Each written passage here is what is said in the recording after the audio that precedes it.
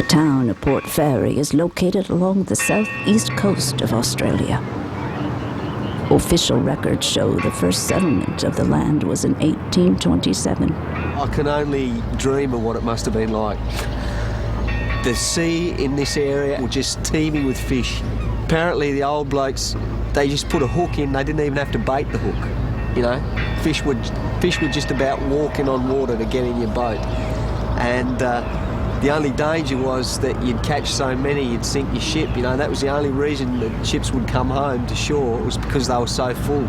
The early settlers flourished, and the bountiful fishing laid the foundation for a growing economy. Early settlers included sealers, whalers, and various seamen. A young newlywed couple, Sonny and Matilda Dixon, also joined the group in search of a new beginning.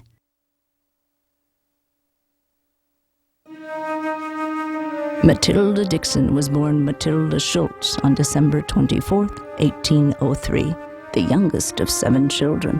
Her father left the family 1 week after Matilda was born, forcing her mother and older siblings to try and scrape by, doing any menial jobs available.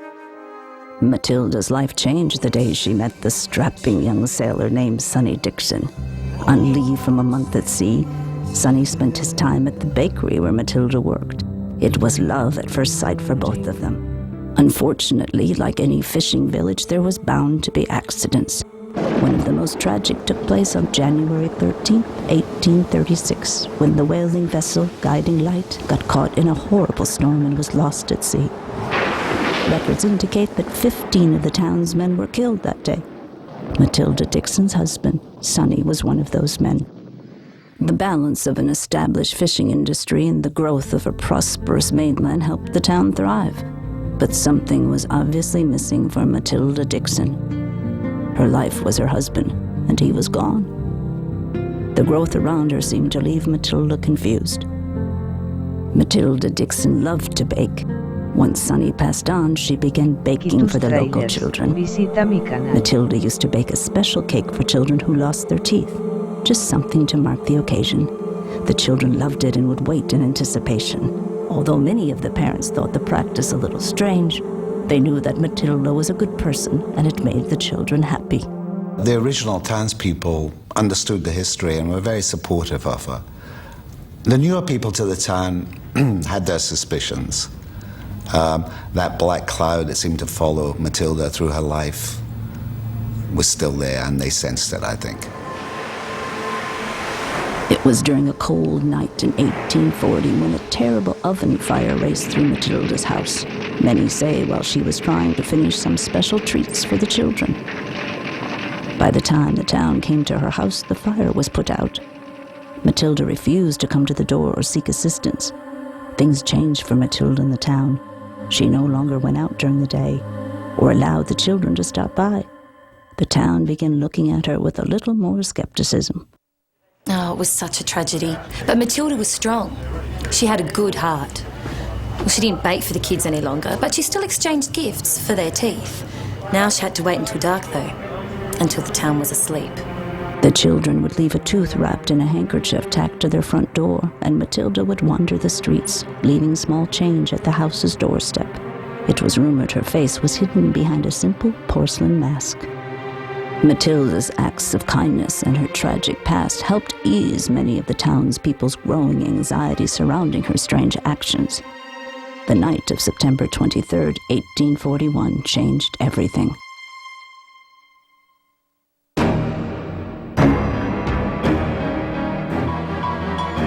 It was late one afternoon when 2 young children told their parents they were paying the Tooth Fairy a visit and they'd be right back. Hours passed and still the children were gone. Their parents' concern quickly turned to anger as they began blaming the crazy old woman for the children's disappearance. Oh yeah, it was a crazy night. You know, they're dividing up into groups, people are going off in all directions. Only problem was half them had been in the pub all afternoon. You know what blokes are like when they sit around and drink, they get 10 foot tall and bulletproof. One group, led by a bloke called Colin O'Donnell, grabbed torches, rope, whatever they could find. Next thing, they're banging on Matilda's door. When Matilda heard them coming, she locked the doors, she hid behind a table. She was screaming for them to leave her alone. Finally, the men broke down the door and pulled her out of her own house. As they dragged her out, this huge jar of baby teeth spilled across the floor. The mob dragged her to a huge tree. She was sobbing, holding her face in her hands. 2 of the men threw a noose around a tree limb. The others were trying to pry Matilda's hands away from her face so they could put the noose around her neck. She put up a fierce struggle, screaming at the men not to peek. Finally, they pulled her hands away. Her porcelain mask fell to the ground as they tightened the noose and quickly raised her up. After a few minutes, Matilda Dixon was dead. The men took a deep breath, bringing finality to their act of justice. Well, the townspeople stopped dead in their tracks when they saw Matilda Dixon's lifeless body dangling from the tree, her white gown blowing in the breeze. Then the crowd slowly parted, revealing the 2 small children everyone was looking for. Well, the head of the lynch mob's eyes opened wide when he saw that, and he rushed over and cut Matilda's body down, quick smart. It was too late. Matilda Dixon was dead, an entire town guilty of her murder.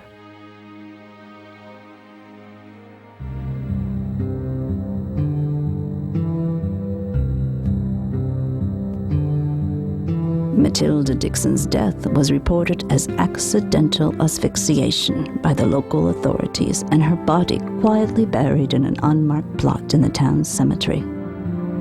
Her murder became the town's dirty secret. In 1861, the town continued its desecration of Matilda Dixon when they needed to move the original cemetery to make room for modern expansion. As part of this move, Matilda was supposed to be relocated to a final resting place. Unfortunately, her body was lost and to this day has never been found.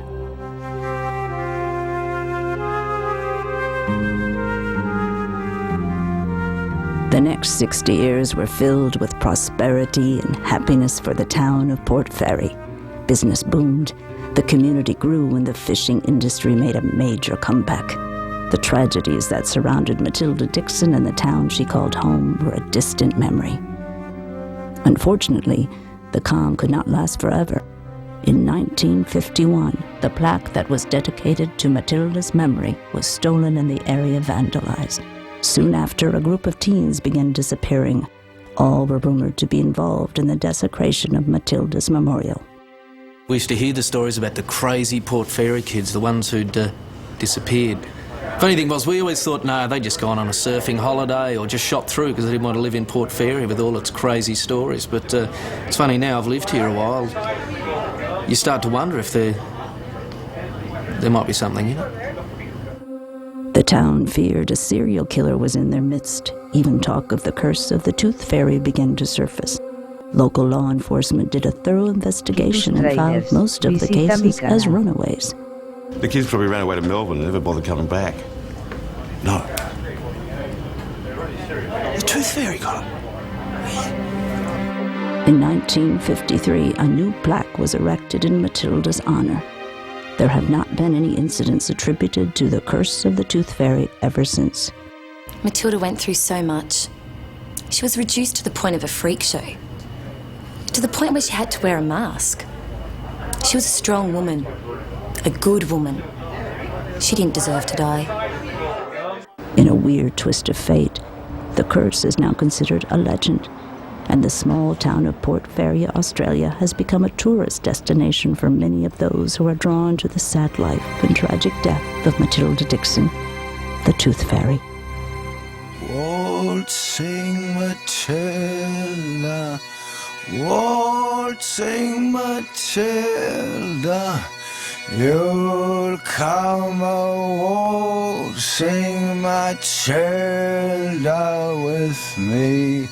And he sang as he watched and waited till his belly boiled.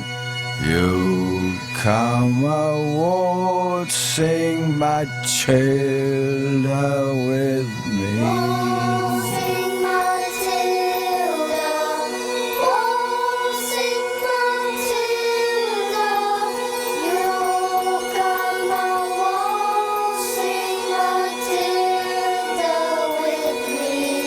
And he sang as he watched and waited till his Billy boy. You come a waltzing, Matilda, with